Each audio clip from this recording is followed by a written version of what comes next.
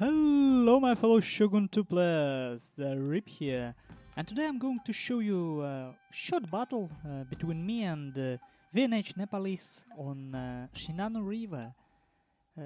It's very important to keep in mind that this is 10k battle and my opponent Nepalese had 10 golden star avatar and I only silver 6, which means I have a huge advantage when it comes to Coco. So it's not an even battle. I have an advantage here. That's very important to keep in mind, but I'm showing you not to talk about winning or losing.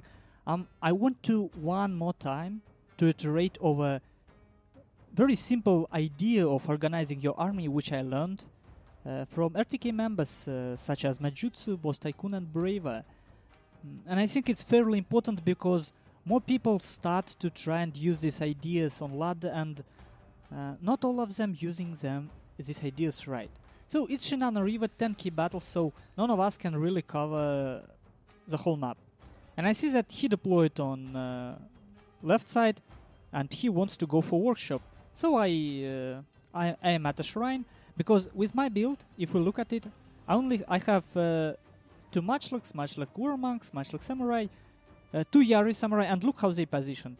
One separate group for Matchlock and Yari Samurai. Here, one separate group for Matchlock and Yari Samurai, and even so they go together, these 2 Nadachis in separate group. So all my infantry in 3 groups, all separate. It's very important because you always want your spears to be with your Matchlocks, and you always want your Matchlocks to be away from your main infantry force. Because when a fight starts, you want your Matchlocks to shoot from a side. And from the very beginning I see that infantry force of Nepalese is much stronger than mine. He have Waka Raiders level 7. He have 2 Nadachis level 2, exactly as mine. But just because of these Wakas and this Bulletproof Samurai, he is much stronger. He have Matchlock Samurai, other Matchlock Samurai. So infantry-wise, very similar forces. But he's slightly stronger because of this bulletproof and Wakas.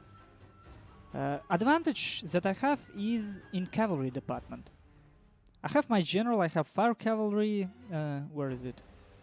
Yeah, I have fire cavalry and Yari cavalry. And I do a small mistake charging these Naginata attendants. I hope to charge them and pull back instantly without losing any men. But as you can see, Yari cavalry losing 70 men already.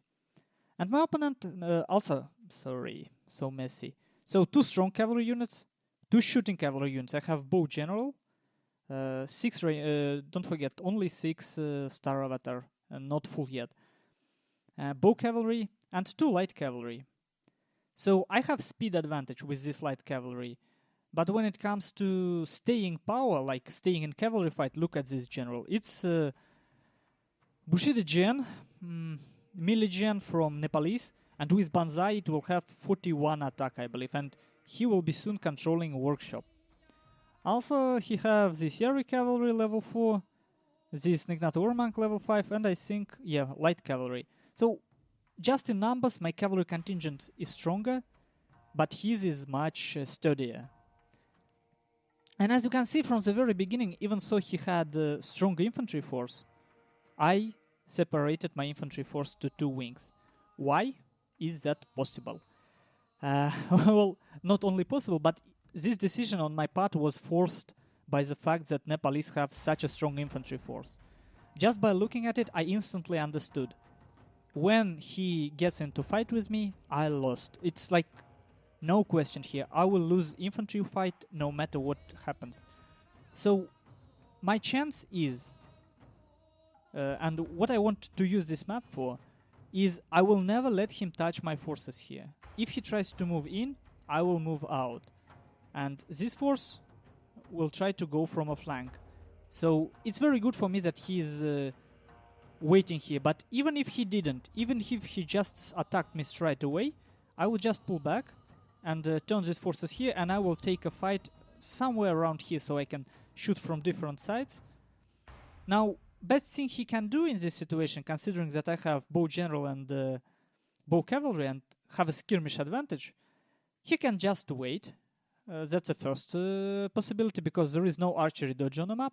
Or he can use his cavalry to stop these units from retreating, like go around, pin them down, and attack with infantry. This is, I think, the best plan for him. But because he have high-level melee gen, let's see what he does. Let's see how this game unfolds. I'm pestering him little by little. Not that much killed. My general killed only 7, my bow cavalry killed only 5. So I'm just making him angry, basically, teasing him. And his Bushido gen actually have 36 men, and look, he still have a bow. It's a very popular hybrid, and here he attacks my light cavalry, but at the last moment I give attack order, but I don't get charge bonus, so he is winning this fight. But here, look how interestingly this bow vetted. A lot of people use it, and it's very effective. He got into Bushido, into melee 3 until increased avatar bodyguard size. You see, he have 36 men, and all these 36 men have bows. It's very cool. It's good hybrid. It's very have high survivability, high armor, high attack, and it still have a bow, which I like pretty much. It's especially cool if you can somehow mix it, increased avatar bodyguard size with piercing arrows, armor piercing. It's so cool. But okay, let's take a look at, let's go from small details to the battlefield again. So you see how my plan slowly coming to fruition. And this is moment I was expecting from the very beginning. He's starting to shift his infantry force. He's planning an attack here. So this is a very risky moment for me. If he plays it right, if he plays it smartly, look, he's tunneling his cavalry here, and I didn't recognize, when we were playing, I didn't recognize how actually bad this is for me. If he just went this way and attacked me from behind while rushing from the front, this force would be destroyed, demolished. But luckily, and look how nicely he charges with his light cavalry and gets back without losing it. Nice macro here, absolutely nice. But look what Nepalese actually does.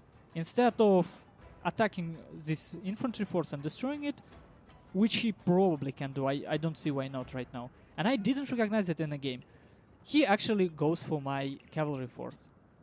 Because see, he sees that this light cavalry depleted, this Yari cavalry at half, and his general is so strong that he decides, well, why not? And you see how my bow general with armor piercing actually killed 2 men. That armor piercing on general on bow general is pretty strong. And now, actually, I was wondering if I should take this fight or not, because I knew I would probably lose most of my cavalry here, and the only reason I took this fight is this matchlocks. I knew that I would probably get 1 volley at general, because killing it, this general is nearly impossible. Look, with Inspire, with Banzai, 42 attack, 21 melee defense, and man, this 13 armor, this is ridiculous general, and it not afraid of spears. He have point which allows him to ignore spear bonus. But honestly, it's still good for me. Like, if he went other way around, man, my mind came here like, I'm sorry guys, I didn't realize it in a game, but just now when casting this replay and watching it, just now I realized how risky this play was on my side. Oh my. I really should have did something here. Like, this cavalry, I should have actually put it, when I seen his cavalry going here, I should have put my cavalry right here, just in case, just to prevent him from stopping my infantry. Because even so I have so many cavalry units, I still require, I put a lot of faith in these matchlocks and these Nadaches. Okay, now let's go back and look.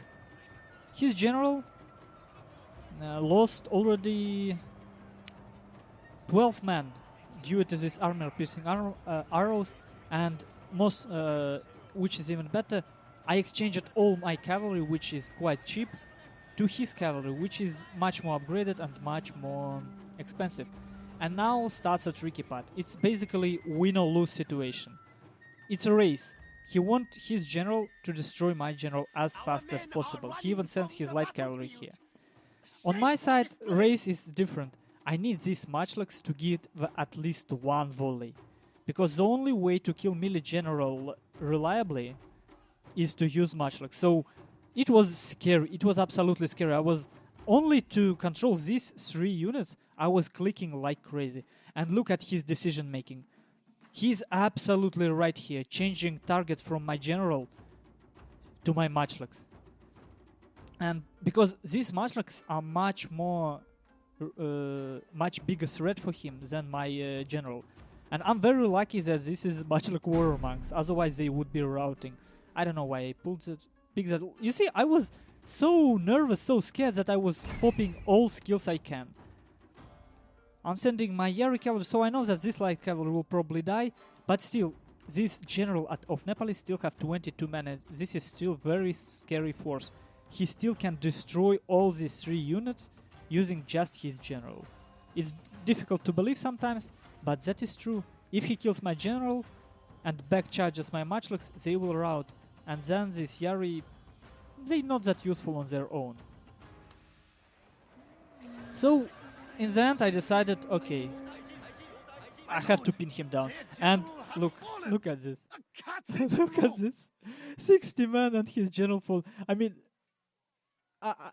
that's what you call a luck. I got so freaking lucky, guys.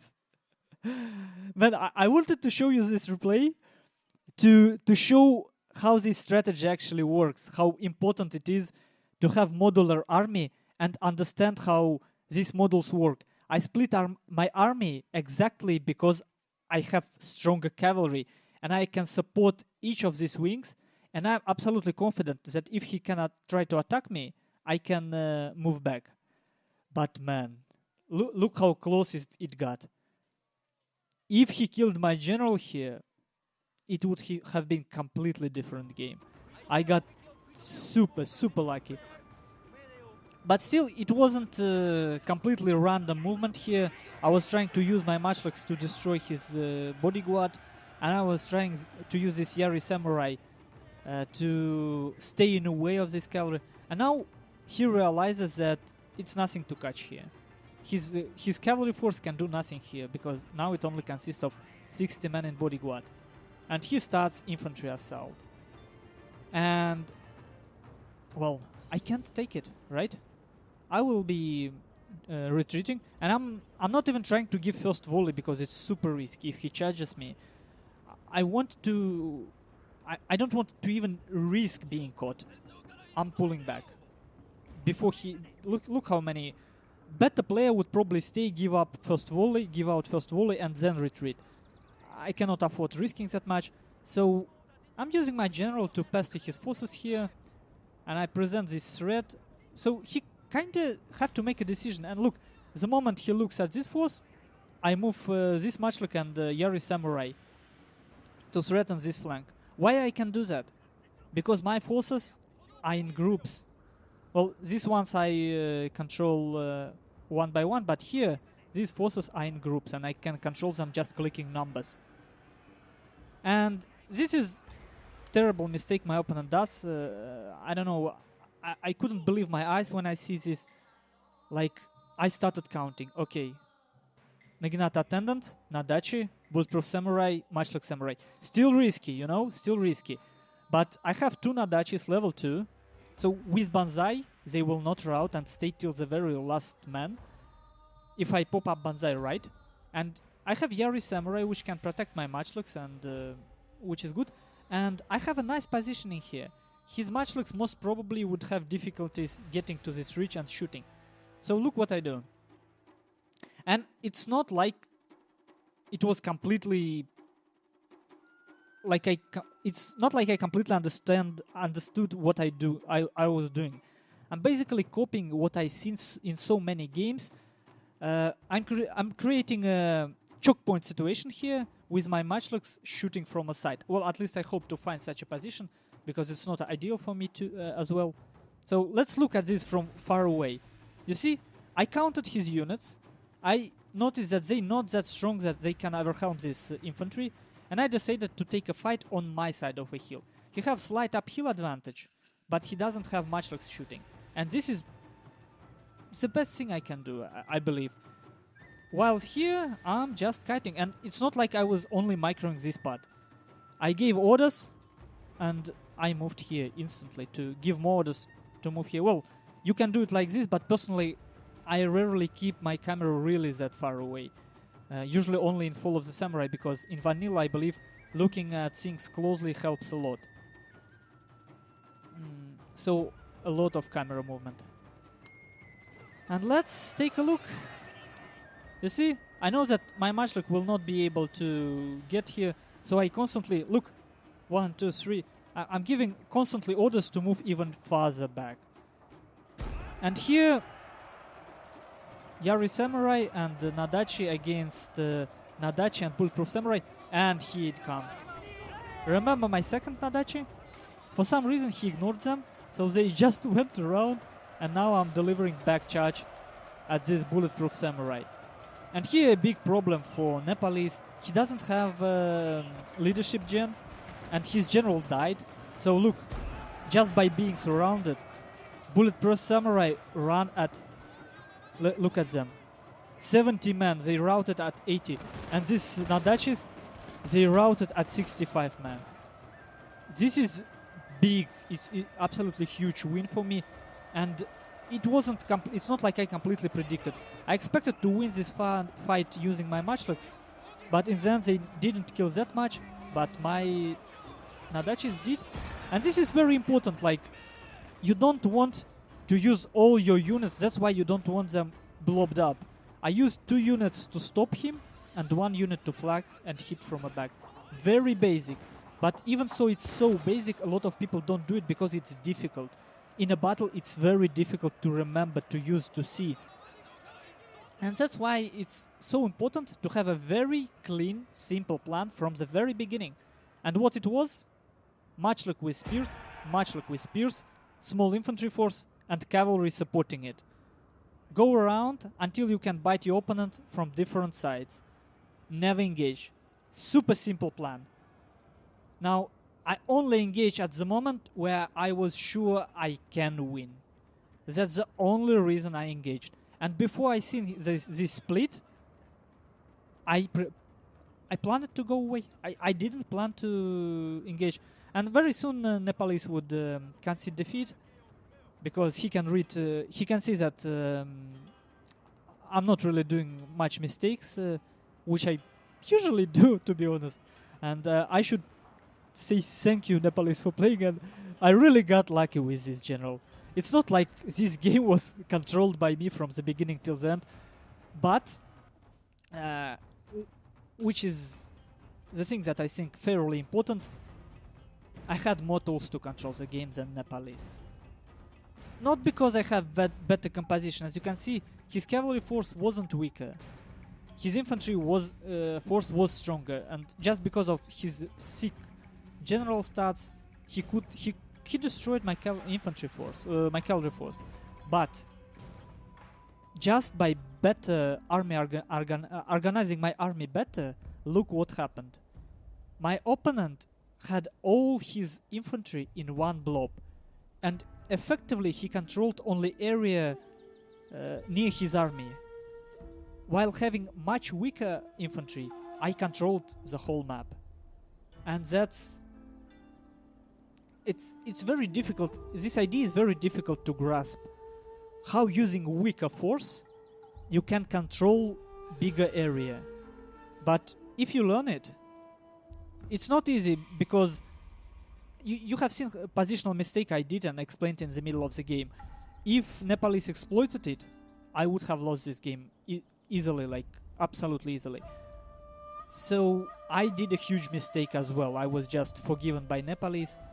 So try to split, and sometimes you will lose, sometimes you will win, but try to see how much split you can afford, and how your cavalry and infantry should be positioned so that you can at any point of time help your separate forces with your cavalry and maybe infantry which is near.